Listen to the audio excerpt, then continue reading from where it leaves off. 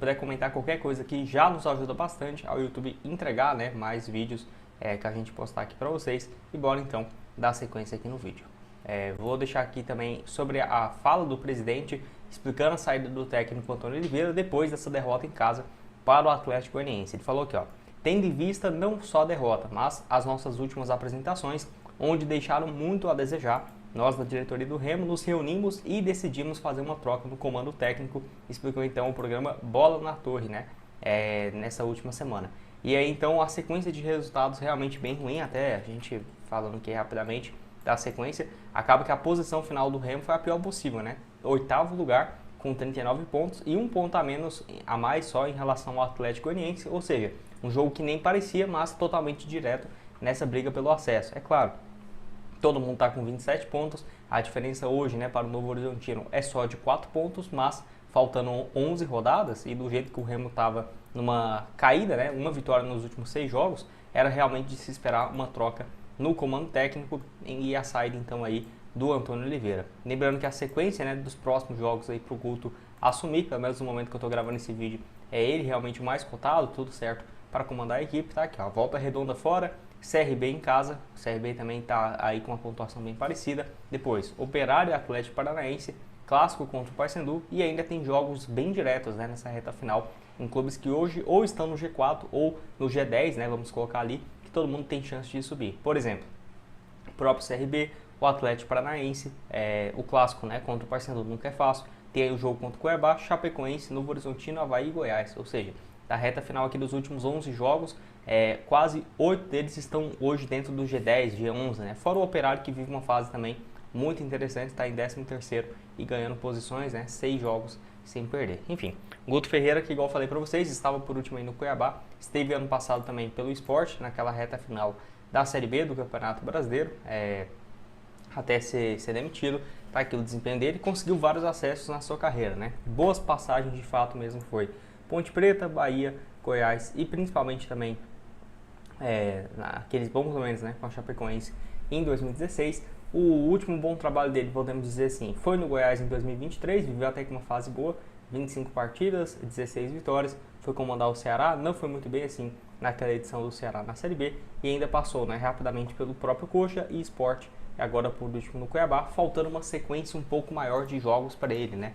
Por exemplo, a última temporada que ele ficou em um único clube, um ano inteiro numa equipe, foi em 2019 pelo Sport, então tem muito tempo, né? Então 2020, Sport e Ceará, 2021, Ceará onde ele foi muito bem e pelo Bahia, 2022, Bahia e Curitiba, 2023, Goiás, Ceará e Curitiba, depois 2024 Curitiba e Sport e agora em 2025 indo para o Cuiabá e para o Remo, ou seja, falta uma temporada inteira dele, né, de um bom trabalho, geralmente tem caído muito cedo os trabalhos do Guto Ferreira, mas faltando 11 rodadas, e tem até vídeos aqui no canal 2 semanas atrás e tal, eu até falo, a melhor opção livre no mercado mesmo é realmente o Guto Ferreira, né? Eu trouxe tantos vídeos de opções para o rival, para o Paysandu e para o Remo, eu sempre falava do Guto Ferreira sendo a melhor opção hoje, que já entende, né, da Série B. Então, igual eu falei para vocês, a janela de transferência se encerra, o prazo, né, de reforços é até o próximo dia 27 desse mês, a não ser que a CBF mude alguma coisa, esse é o prazo estabelecido, ou seja, até o próximo sábado, né, podendo se estender até segunda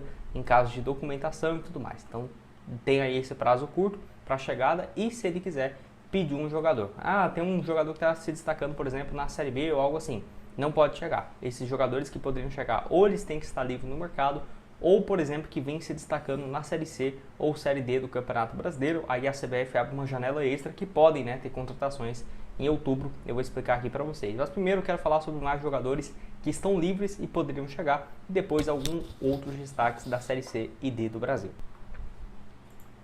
Primeiro aqui com vocês é o Gabriel Pires, jogador então que tem 32 anos de idade, uma opção para o meio de campo que estava por último num clube lá da Grécia, né, jogando a primeira divisão.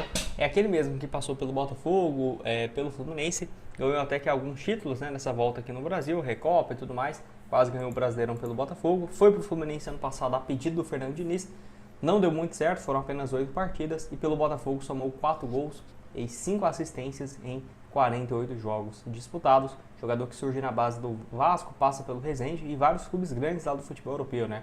Juventus, Benfica, ele foi titular durante 2 anos e meio da equipe, né? 2018 até 2021, foi titular, passou também no Qatar, no Al Garrafa e agora está livre no mercado. Então, como ele rescindiu o seu contrato, né, antes do início da temporada, ele pode ser registrado, uma opção aí de meio-campista central. Não vai ser um meia de criação, mas um meio-campista central, canhoto, 32 anos de idade. Outra opção aqui mais para o ataque é o Paulinho, já comentei dele aqui com vocês, estava por último lá nos Emirados Árabes, onde somou bons números, né, nessa última temporada, 5 gols em 37 jogos, além de 7 assistências. Bons números antes mesmo, era no futebol chinês e no Portimonense lá do futebol de Portugal, onde ele foi um dos grandes destaques, foi vendido em 2021 por mais de 4 milhões de euros, né, naquela ocasião. Então é um nome que eu ficaria de olho também, achei que caberia muito bem na Série B do Campeonato Brasileiro e só tem 31 anos, né, então acho que pode ser uma boa.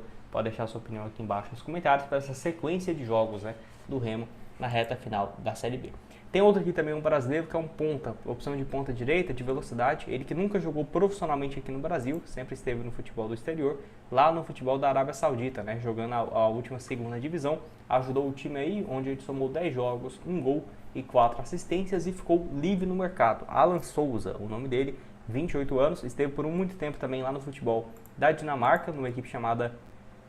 essa aqui é uma das mais tradicionais de lá, né, eu não vou conseguir pronunciar. Aalborg BK, acho que é isso. A última temporada dele, de fato, né, ele somou 33 jogos, 3, né, acabou ficando aí alguns jogos na reta final do banco e teve essa sua saída, mas ainda assim acho que poderia ser uma boa o retorno dele, até porque, igual eu falei, pode ser que o Floresta seja eliminado, ou mesmo que vá à final, né, a decisão, no início do mês de outubro ali, na segunda semana, já estaria à disposição no mercado, quem sabe um contrato também para a temporada seguinte. E aí ficaria 2 clubes, né? O Remo pode ser que consiga o acesso à Série A, mas o Floresta já está garantido também na Série B do ano que vem. E aí o Ícaro teria a opção de escolher. Não ficaria surpreso não se ele aparecesse logo num time também da Série B, caso, né, o Floresta não empreste ele até o final do ano ou algo nesse sentido. Eu acho que ele ainda tem muito mercado. Lembrando que no ano ele marcou 4 gols, é um zagueiro que tem essa característica, né, de marcar muitos gols, joga aí pelo lado direito. Tá aqui o mapa de movimentação dele na Série C do Brasileirão. Pelos números é um dos melhores zagueiros, tá, no torneio até aqui, com nota média de 6,94. Um desempenho bem interessante, né, das 19 partidas na Série C, todas inclusive na condição de titular. Foram 8 jogos no Campeonato Estadual, 8 também como titular e 2 gols marcados. Pode deixar sua opinião aqui embaixo. O que você tem a dizer sobre essa última saída dele também no ano passado? Se você acha que aceitaria esse retorno ou não, o espaço para comentários vai estar aberto aqui para vocês. Do outro lado da chave também tem a Ponte Preta, né, que enfrentou o Brusque. Pode sim que seja uma final, né, entre Ponte Preta e Floresta, ou Ponte Preta e Londrina dessa Série C. E um grande destaque é o Elvis, né, que está aí há muito tempo, que já foi especulado no Remo em outras oportunidades. Desde quando ele estava saindo do Goiás lá em 2022, ele já tinha essa especulação. Já está indo para a 4ª temporada, né, na Ponte Preta, 3 anos e meio consecutivo. Nesse ano, então, 23 partidas, 6 gols e 3 assistências. Apesar dele sempre estar, né, um pouco acima do peso, tem jogado sempre muito bem. Tecnicamente, não tenho o que questionar realmente do Elvis, que apesar dos 35 anos, está numa forma física, né, de jogar, aguentar os 90 minutos, não ter problemas físicos há um bom tempo. Temporada passada, 5 gols e 9 assistências. 2023, exatamente os mesmos números. E até quando esteve, né, pelo Goiás na Série A, ajudou o clube, né, em 2022, 6 gols e 8 passes. E 2021 também, 4 gols e mais 11 assistências. Então tem um retrospecto bom de acessos, né?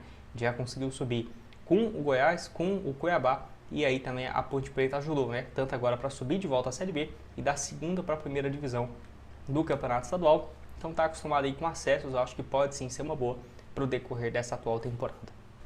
Lembrando, meia destro, tá aqui o mapa de movimentação dele nessa última Série C, cai muito pelos lados também, né? Pelo lado esquerdo ali para receber e às vezes tentar a finalização.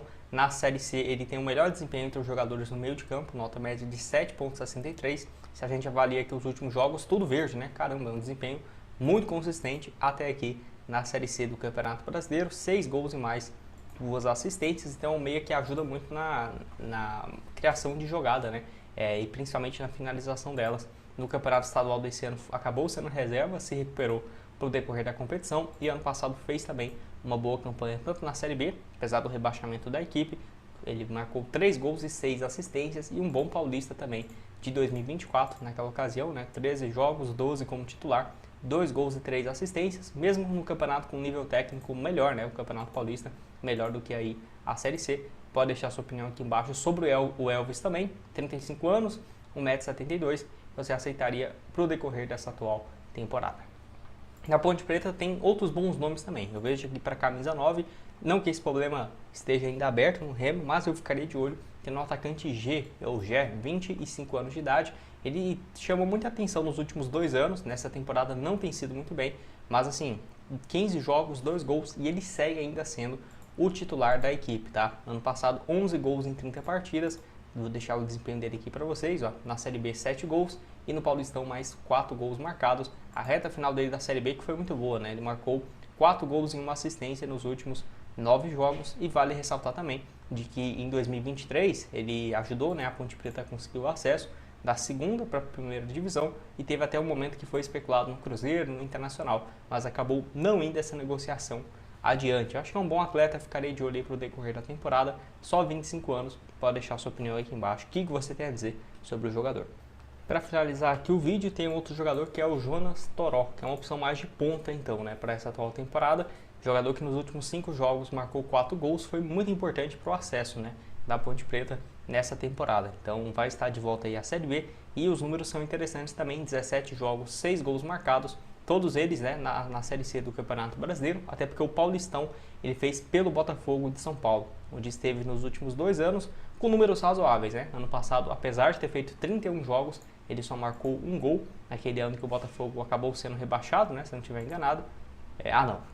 Permaneceu, né? Começou ruim, mas ajudou a equipe a permanecer. É aquele mesmo que surgiu muito bem na base do São Paulo, na seleção brasileira de base. No São Paulo mesmo, entre 2019 e 2020, né, ele chegou a marcar 4 gols e 3 assistências em um pouco mais, né, de 43 jogos. Foi muito bem, passou ainda por empréstimo pelo Atlético Goianiense, Sport, futebol lá do futebol grego, né, e ainda fez alguns jogos pelo São Paulo em 2022, antes de ser ido em definitivo, né, com o Botafogo de São Paulo, no qual ele perdeu o seu passe, né, indo para a Ponte Preta. Acho que pode ser uma boa, deixar aqui, ó, jogador de velocidade mesmo, 26 anos, está numa idade interessante até para uma revenda, né, se ele chega com bom potencial. Tem que ver essa questão com a Ponte Preta, que tem contrato com ele, pelo que eu vi aqui